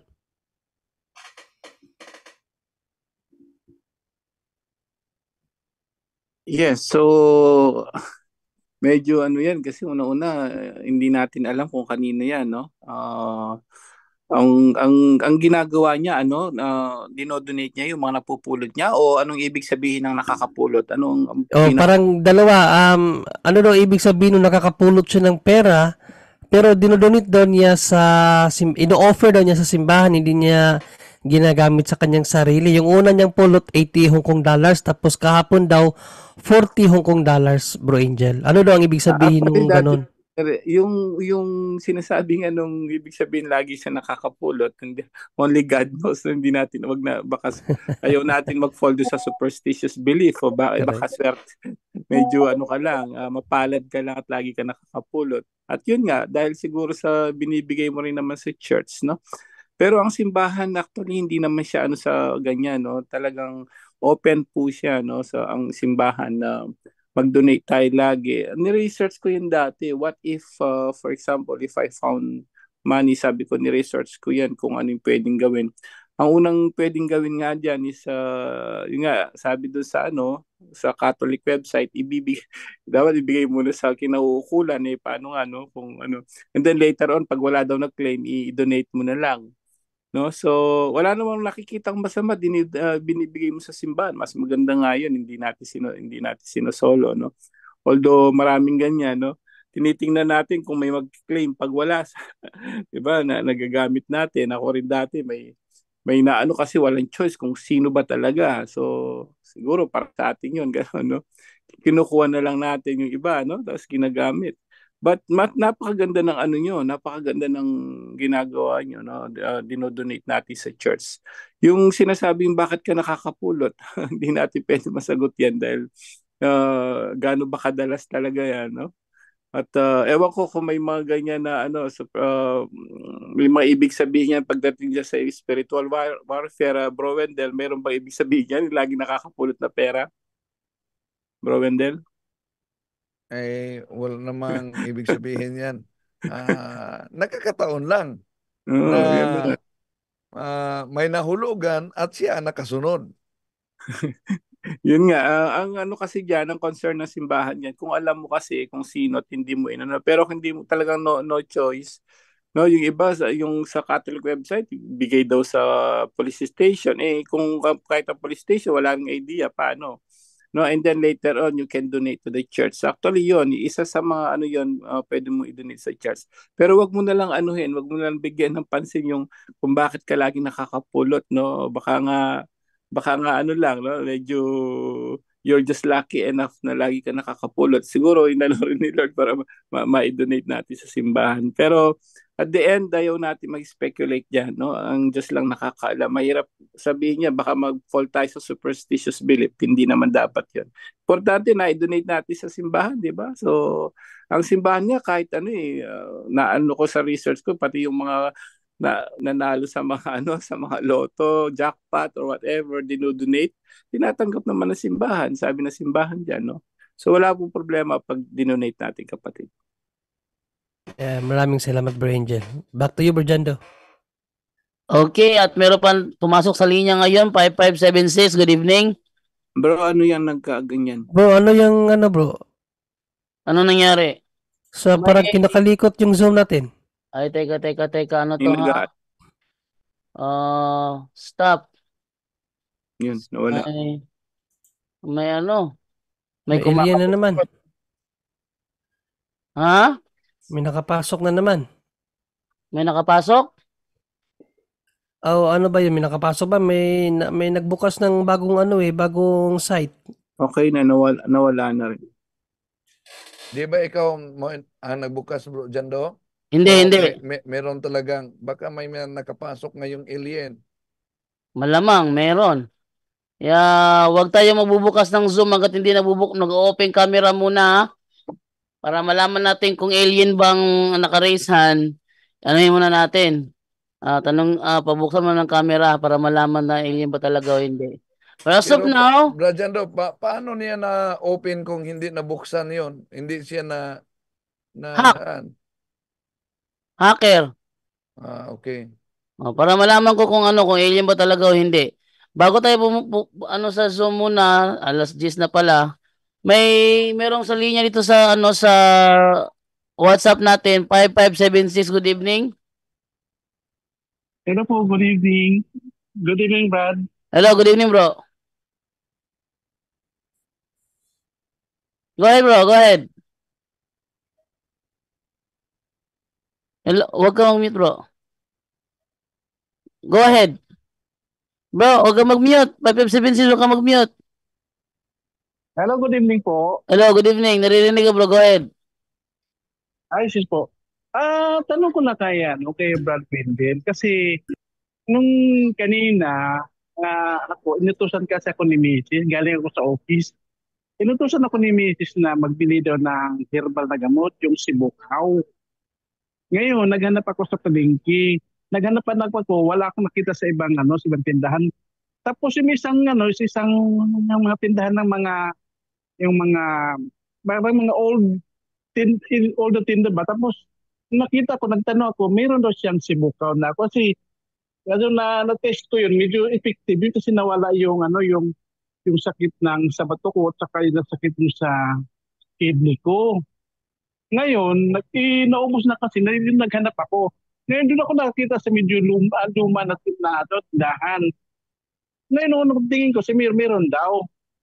Tapos paglingon ko, may nakita akong tawag nito yung itim na mga kandila ni medyo luma na. Tapos siyempre, nagmasid-masid ako. Tapos ngayon, sa pagmasid-masid ko, may nakita akong yung mga Proceras ba na beads ba, na kulay itim. Tapos ano ba yung nakita, may rosary na medyo luma na. Tapos nung nagbili ako, I am not intending na kung ano man yun. Nung nagbili na ako, nung nagkuha na siya ng barya, doon niya kinuha doon sa, yung may mga altars siya, pero nakita ko doon na mayroong pusa na nagkaway-kaway, tapos mayroong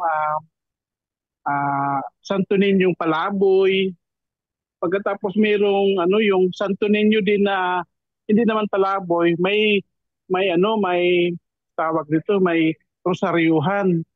Naalala ko yung maliit pa kami, parang yung yung ah, yung isang kaibigan namin na nakita ko na parang manggagamot ba siya ba? Parang ganoon ang style ng forma ng niya, yung image niya. Kaya tanong ko kay Brad Wendell kung it is occultism ba yun? Kasi nakabili ako ng produkto niya. So, na-realize ko na parang sabi ko para occultism yun. At tinapon ko na lang yung binili para hindi ako mag-contaminate. Ganon. Ganon po. Okay, una, kung ang ibininta ay herbal, walang problema kung herbal. Pero ang problema, kung ang nagbinta ay occult practitioner, yon delikado. Contaminated na ang naturang herbal. No? So, pwede naman siyang i-break. Kung herbal lang yan pwede siyang i-break ang consecration. Pero kung yon talaga'y produkto ng occultismo, ay delikado na yan. Kaya kailangan mo nang matanong, ito bang sinasabing gamot? Ito ba'y isang herbal lang? O ito ba'y isa talagang uri na galing sa panggagamot ng albularyo o occultismo? Kailangan malaman natin yan. Oo, kasi bala ko sana na balikan yun at tanungin ko sana kung sabihin ko kung manggagamot ba siya o ano pa man. Kasi the way na ang itsura ng altar niya, tsaka yung feature niya, kagaya doon sa maliit pa kami na yung manggagamot na yun, parang ganun lang style ba. So, na-aware ako. Kaya bala ko sanang balikan yun kasi nakabili na ako. Ang ginawa ko, tinapon ko na lang yung kasi wari ko ay parang although gamot yun, pero siyempre yung nangyari na hindi parang nanggagaling sa occult practices, kaya gusto ko na ayokong mag-contaminate doon sa produkto niya. Although yung gamot na yun ay nakakagamot, pero maybe it is not intended for na magagamot po, rin intended yun para sa occult practices. Ganon po.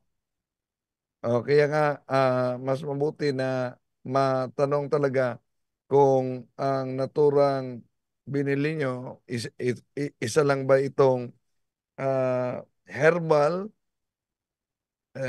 Walang problema pag herbal. Pero kung iyon ay galing mismo sa panggagamot ng mga albularyo, doon na magkaroon ng problema. Dahil ang discernment of mystical phenomenon nga, kahit pa imahe ng Katoliko, kahit pa prayer ng simbahang Katoliko, pag ito'y galing sa albularyo, di dapat pwedeng gamitin natin. Oo, kasi ang nangyari kasi, una-una, nakabili si ni Mrs. ng ganong klaseng gamot.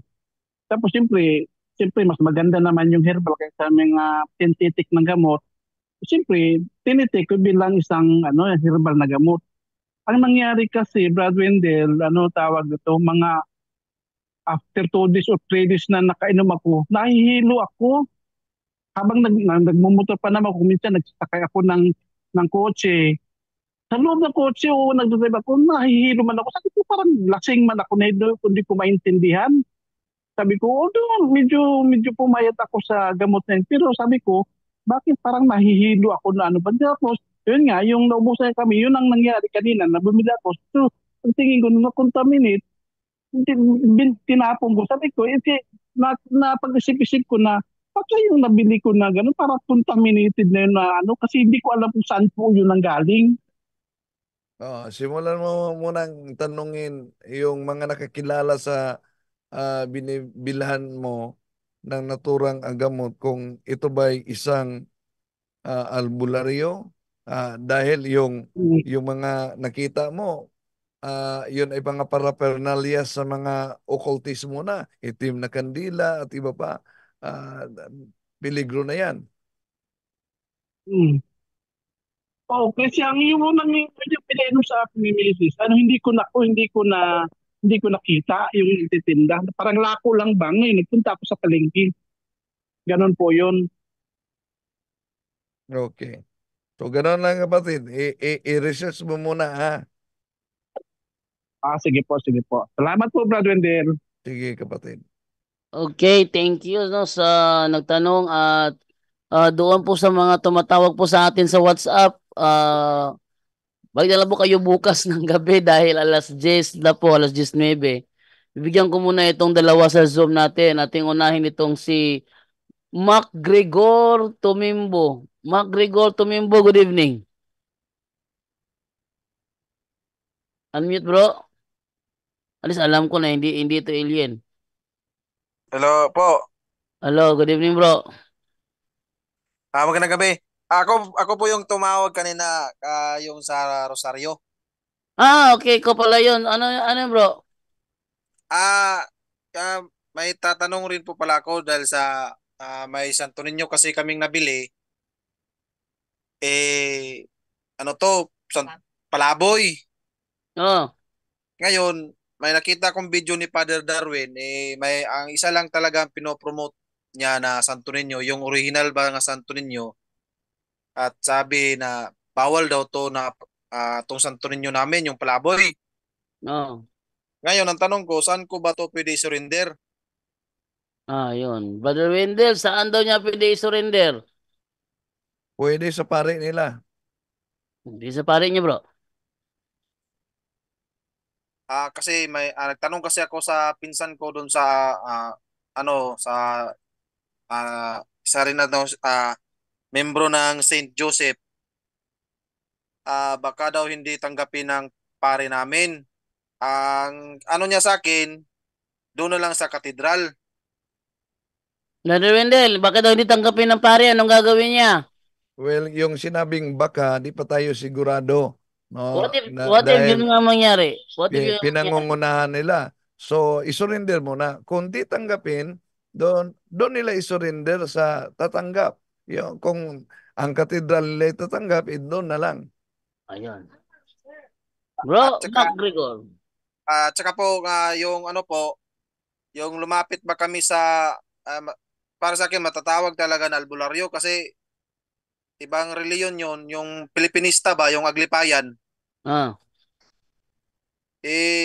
Pinaano ko yung mga anak ko, pinahilot ba?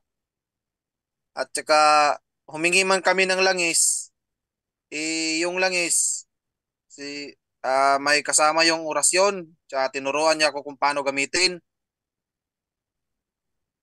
Noong nakita ko yung video ni Father Darwin, bawal pala yun. Agad kong tinapon. Kaso, yung mga anak ko nagamot na, baka kako may negatibo bang epekto o nandun pa rin yung nakadikit ba yung masamang ano ba? Kasi para kasi sa demonyo yung pag lumapit ka sa albularyo, nangangamba ako baka kasi may nakadikit pa na o nag-stay pa yung negatibo ba na persa dito sa bahay namin. Kako ano bang magagawa ko? Okay, Brother Wendell, ano magagawa daw niya? Baka sakali na nandun na sa bahay nila yung masamang puwersa. Well, paglapit nila ng occultismo, malaking opening na yan sa buong buhay nila. At di yan makuha, di yan mawala sa pamamagitan lang ng pagtapon. Kundi dapat talaga pagsisihan na ginawa nila yan, act of contrition, ikumpisal, renounce, at mamuhay bilang practicing Catholic. No? Yung hindi lang sa ngalang Catholic, practicing Catholic talaga. No? Sundin yung curse. So, dapat ikumpisal, i-renounce nila. Actually kasi Brad, nakapangumpisal na kami. Yung last Friday. Kaso hindi ko nakalimutan ko yung isali yung na lumapit ako sa albularyo.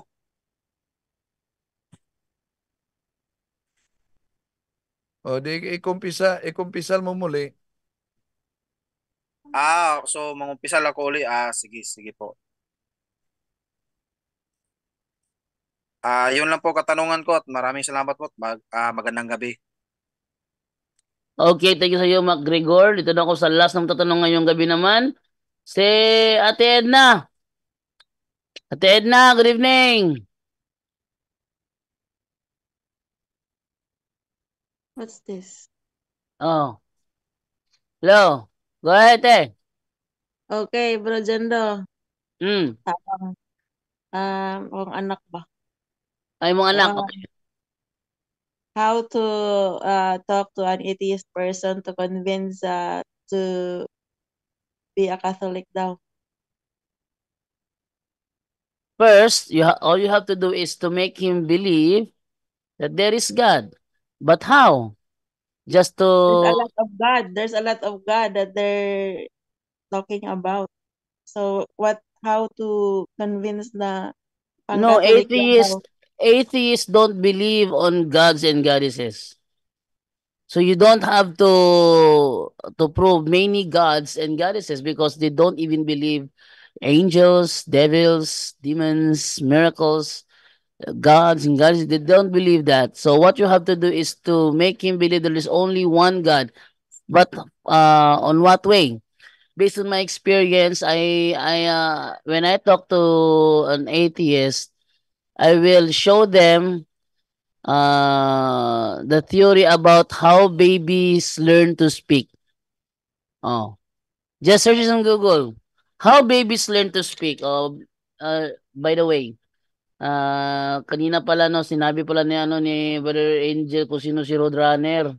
No? Roadrunner, ito si Roadrunner, Brother Angel yun, para makilala mo si Beep Beep. Beep Beep, Beep Beep, yan. Yan si Roadrunner, no? So, let's see how babies learn to speak. Huh? Tinama ko. How babies learn to speak. Yan. Okay? Ayan. Here, it says, babies learn to communicate by watching and listening to the adults around them. Your baby might communicate by crying or babbling, which help them develop their speech skills. As your baby grows, they should develop their language skills. It means they will imitate what they hear. Now let's try to put the example to the first man and woman, because if there is a man, an actual man, your dad is a man and your mom is a woman, then it means there were once upon a time there was a first man who exist before us. Okay? Now, if the babies learn to speak by imitating the words they hear, then how can the first man learn to speak to his wife? Learn to speak to his wife and to his sons? Whose voice did he imitate? Whose voice did he imitate to make him speak to his wife and to his sons, Cain and Abel? Okay? So, if that will make them think deeper, maybe you can convince them that there is God who speak to the first man on earth. That's why man learned to speak. Okay, Ate Edna, okay na ba yan? Hirapan ako dun ah. Ate Edna. Easy mo nga yun eh. Bujando. Dagdagan ko lang yun, bro. In English. Ikaw na mag-English, Tagalogin ko lang. Magaling ka mag-English eh. Well, according kay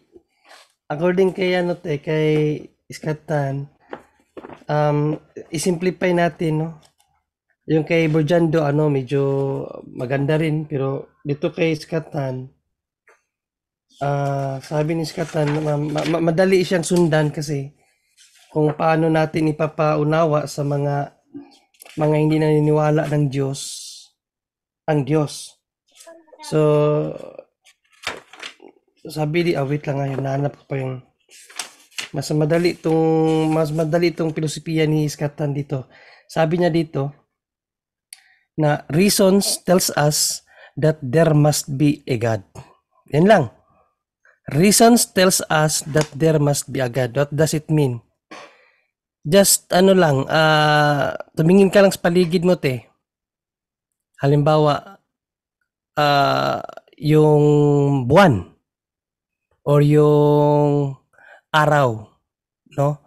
Through that, yung reason behind kung bakit nagkaroon yan, magkakaroon ka ng idea na merong someone nag-create niyan. Because mayroon kasing principles na walang existidong bagay kung walang gumawa. That is the basic rule. Kahit saan, walang existidong bagay na walang gumawa. Kahit pa cellphone, anumang bagay na nakikita mo dito sa paligid mo, kahit ikaw mismo, hindi ka existido kung walang gumawa sa iyo. Okay? So lahat ng bagay hindi umi-exist yan nang walang gumawa. So according to Iskatan, reasons tells us that there must be a God. What is that reason? Yung existence. No, das kasi walang existidong bagay na walang nagpa-exist. So kung mayroon mang nagpa-exist, sino 'yon? At siya ang Diyos, te. Ganun lang kasimple, te. According So to Iskatan. i-summarize natin. So you can just tell your friend sino ba yung anak ni Ate Edna.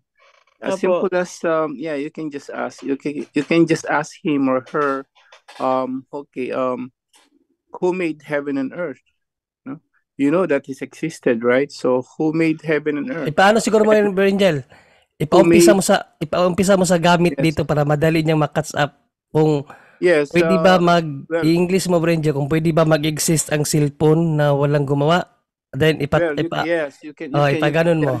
In the first place, you can also ask first, is there anything here that can exist without someone's who did it, who made it?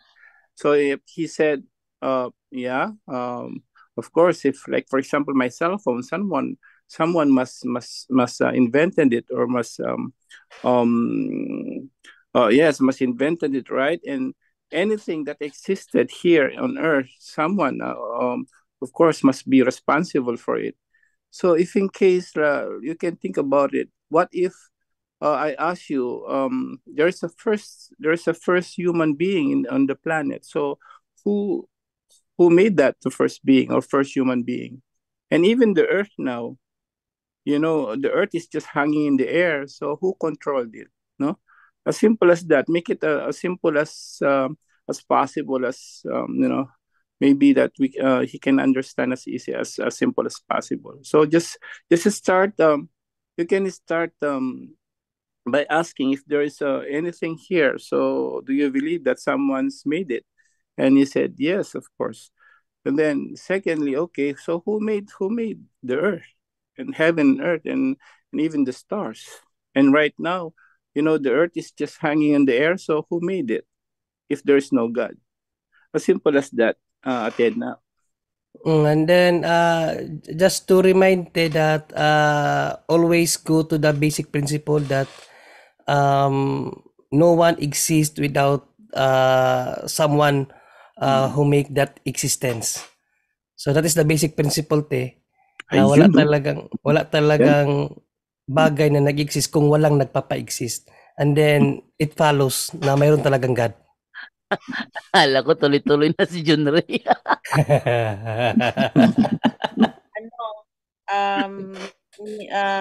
Ano siya ngayon kahit nag-aaral, nag-evangelize siya, nagdadala siya ng Bible sa school, tapos yan, inaano niya, kung ano yung na-learn niya narinig niya sa punto por punto, sinasabi niya yung katulad dun sa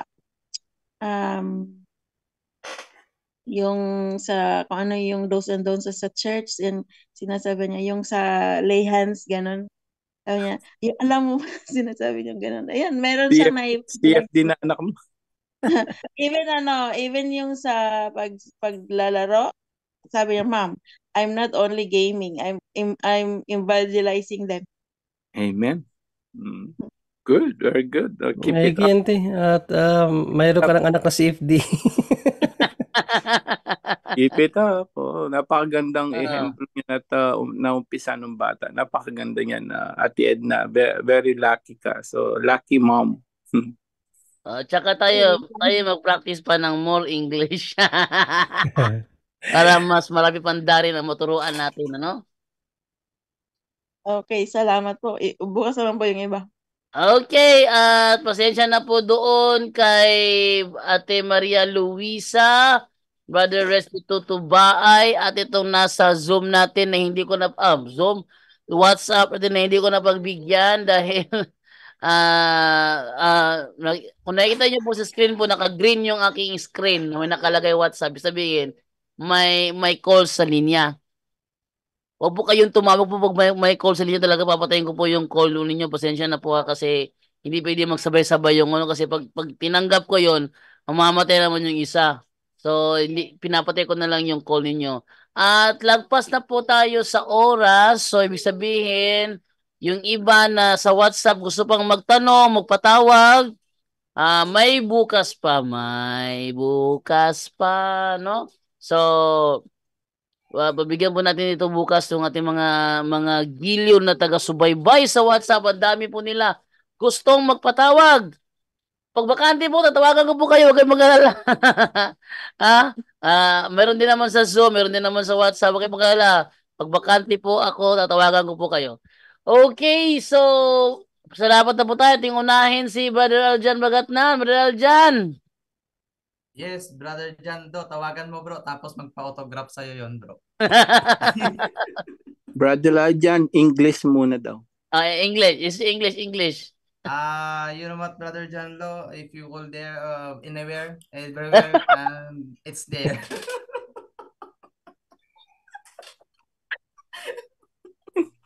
Bahala kayo niya. Tiyo ka na bro. Ayun, masalamat po sa Diyos pong pagpupurit kita kailan mga kapatid, kahit wala tayong naitulong ngayong gabi. Nakatutok naman tayo dito, no? Nakatutok sa mga, kahit taga-admit lang tayo na pumapasok. Ayun, yun na yung rules natin gabi. Sa Diyos pong pasalamat kita kailan mga kapatid. Again, sa Diyos pong pagpupurit kita kailan. This is Mr. 71 Catholic po, ang inyong lingkod at kapanalig. Good night. Nawala yung microphone mo bro? Nawala? Ang aking mixer bro na sira, di ko alam kung bakit yun pala. Grung gumaganon. Baka grounded bro. Siguro. Yung kaibigan ko technician dito, ang ginawa niya para mawala yung ground sa mixer, ininject ka lang niya ng efficacent oil. Sige bro, lagyan ko rin to bro. Tapos paracetamol na rin. Ininject ka lang niya dito, tapos konti lang ininject niya, tapos ginagamit ko na niya yung volume mo. Hindi ka naman niya, ginaganon naman yung volume. Hindi Ah, po, yung mixer mo ano sa volume dyan, tama, tama, hindi tama. ka lang niya, liit lang, tapos ginaganon-ganon niya yung volume. Kasi ano daw, anong reason niya doon? Nawala yung humming. Oh, nawala yung humming. Subukan, subukan. Sige bro, Okay, thank thank you. you sa iyo, Brother Aljan Bagatna. Lipat naman tayo kay Brother William Talipong naman. Sa Dong, salamat. Oh, tinood na. katabi to, nagreklamo ka sa una. Nagreklamo ka dati yung ano ko, yung aking mixer may naghahaming. Oh. Oh, ang ginawa na taka ko yung si Clef, uh, Brother J. Keyboard. Clef, J. Clef. Oh, J. Clef. Oh, ah, siya, sabi sa akin, meron ka efficacy bro? And ko, meron. Pahirap. Kinuha niya efficacy, tapos kumukuha siya ng injection. Anong gawin siya efficacy? Talagang hinigop niya yung ano, yung efficacy oil, tapos ginanya niya yung ano, yung bawat linya ng mixer, ginano niya, konti lang nilalagay, tapos ginaganon niya yung volume, ginaganon niya. Nawala yung humming. So bro, may kabag din pala yung mixer. Ayun yun, sabi niya, kasi minsan kasi yung ating minsan kasi kinakabag. Pero sa tingin ko, ang reason kasi doon, pag ano, yung kalawang namumuo, yung mga molds namumuo, yung pala ang nagreresulta ng humming. Kaya ang ginawa niya, nilagyan ng epicacent kasi nagiging madulas siya kapag ginaganyan mo yung volume niya na may epicacent oil. Ginaganon niya, nawala yung humming ng ano, mixer. Yun yung Naalala niyo kahit ng dati, mixer bro. malakas yung humming ng mixer ko. Tapos sabi niya, wala pa to mixer natin, Edna. Wala pa to. Ito lang isang mixer nandito. Malakas yung humming niya. Ang ginawa lang ni Brother Jake, nilagyan niya lang Bicacent oil. Gumanda yung ano, yung audio. Ganun lang kadali. O hindi na niya binuksan yung mixer. Nilagyan niya lang ng Bicacent oil, gumanda na yung audio, yun lang. Oh. Nilagyan ko to sa akin bro ng holy oil. Galing talaga ni Jay Cliff. Magiging kumpare kayo ngayong darating na ano na June 15 kasi pabibinyagan na namin si Baby Sainara at isa siya sa Magpapabinyag ka kunin June ko 15 ninong. bro? Ha? What? June 15? Oh, ngayon 15, bibinyagan na namin si Baby Sainara. Kaya Bro Jando, anong pangalan sabi mo? Sayonara? Sainara Grace. Akala ko Sayonara kasi sa Japan, pag sinabi Goodbye. mo pag hindi may ibig sabihin na Sayonara. Pag sinabi mo Sayonara sa Japan, ibig sabihin Paalam. last farewell na 'yon. Hindi na Oo. kayo makikita. Sayonara, iba yung magkikita pa kayo. Matane later. Pero pagka sinabi mo Sayonara, hindi na kayo makikita kaya hindi siya magandang hindi Ano kala ko niya? sayonara Hindi. sayonara pala Sainara, SY. ayun good kasi yung SYNARRA. para sa mga nakakaalam po yung sayonara it's a farewell, last farewell yon, so hindi siya kumbaga hindi siya magandang term pagka ginamit mo sa Japan yon. Yung kaibigan mo, katrabaho mo, hindi siya pwedeng gamitin na bye lang, bye. Yun, nagbabay sila. Pero yung sayonara, it's a term dun sa mga hindi na magkikita muli. Last farewell yun, ha? O yun, at least may alam ka na. Ay, nagtataka ako, sayonara, last farewell yun sa Japan. Hindi nila ginagamit dito yan. Yung mga nagta-travel lang, halimbawa, hindi na magkikita. Sayonara, so ibig sabihin nun, hindi na kayo magkikita. So at least sayonara pala, no? Na confirm ko, hindi yung sayonara. Kasi tatawa yung mga hapon pag gaya na ano yung sayonara. Okay, yun lang bro. Sayonara. At andyan din si James kung sino, dumating siya kanina at magnininong siya ngayon darating na 15. Andoon si James kung sino ngayon sa Tagbilaran. Okay. At may bigyan ngayon kay Brother Wendell Talibong sa kanyang pasasalamat, Brother Wendell. Okay, maraming salamat. Of course, sa ating mga kapatid diyan sa Iloilo. Sila si Bro Romel, Mrs. niya si Yan. Si Bro Aljan, walang tulog yan ha. Naghihintay sa oras para maihatid ako sa airport. So, si lahat nating mga kapatid, uh, Sis Eden, no? Maraming salamat. at si Bro Holyo.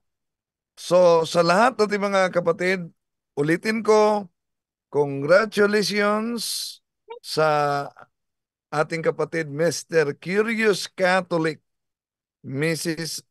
o Mr. and Mrs. Dennis Oberio. Okay, thank you sa iyo, Brother Wendell. Actually, yung misis ko nga, lagi nasasabi, Papa, order na tayo ng lechon. Wala akong pera. Hindi ako Bro, ako bahala maka-order. sa lechon, bro. Sabi ni Mama, mag-ano lang tayo, mag-spaghetti lang tayo. Sabi niya, kulang yung binyag pag walang lechon. Ay naku, wala akong pera dito. Minalas ako ngayon eh. Okay, so move naman tayo ngayon kay Brother Tata Rosala. Niyo po si Brother Tata? O wala na. Ito tayo kay Brother Junray na lang from South Korea. Brother Junray, ikaw naman. Yes, maraming salamat Brother Jando. At